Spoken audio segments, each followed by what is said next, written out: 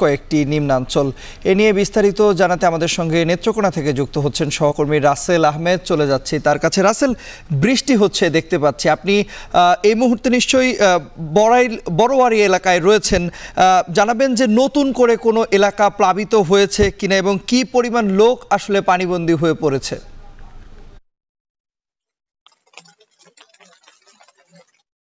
তন্ময়, আপনি কিছুক্ষণ আগেই সিলেট এবং সুনামগঞ্জের কথা শুনলেন।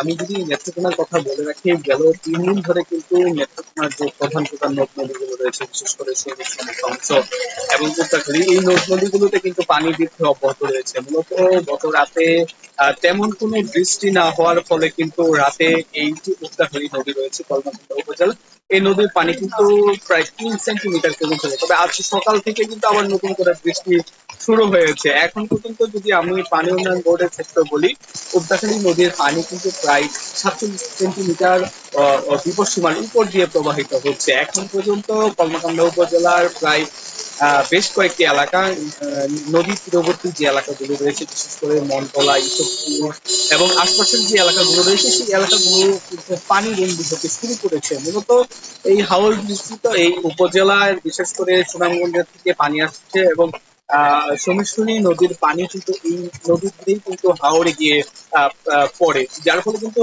প্রতি বছরই আমরা দেখছি যে বর্ষার এই সময় ঠিক এই সময়টাই কিন্তু পানি বেড়ে যায়।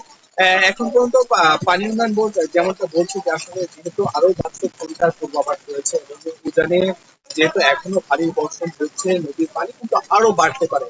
ইতিমধ্যে প্রশাসনের পক্ষ থেকে কলমাকান্দা উপজেলায় প্রায় 41টি আশ্রয় কেন্দ্র কিন্তু প্রস্তুত রাখা হয়েছে।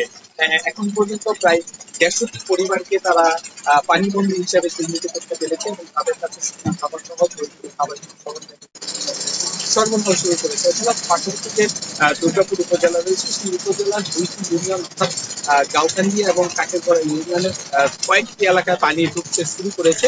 সেই এলাকায় কিন্তু প্রায় 40টির উপরে আশ্রয় কেন্দ্র কিন্তু প্রস্তুত রাখা হয়েছে। ইতিমধ্যে বলা যায় যে বন্যা পরিস্থিতি এখনো দেখা না দিলেও প্রশাসনের পক্ষ থেকে কিন্তু সকল প্রকার প্রস্তুতি রয়েছে, যেগুলো নিয়ে কিন্তু প্রশাসন সকল প্রকার প্রস্তুতি মাথায় রেখে কিন্তু তারা বন্যা পরিস্থিতি মোকাবেলা করছে। এই ছিল আমার কাছে নেত্রকোনা থেকে পাহাড়ি জল এবং বন্যা পরিস্থিতি নেত্রকোনা থেকে আমাদের সঙ্গে যুক্ত হয়েছিলেন সহকর্মী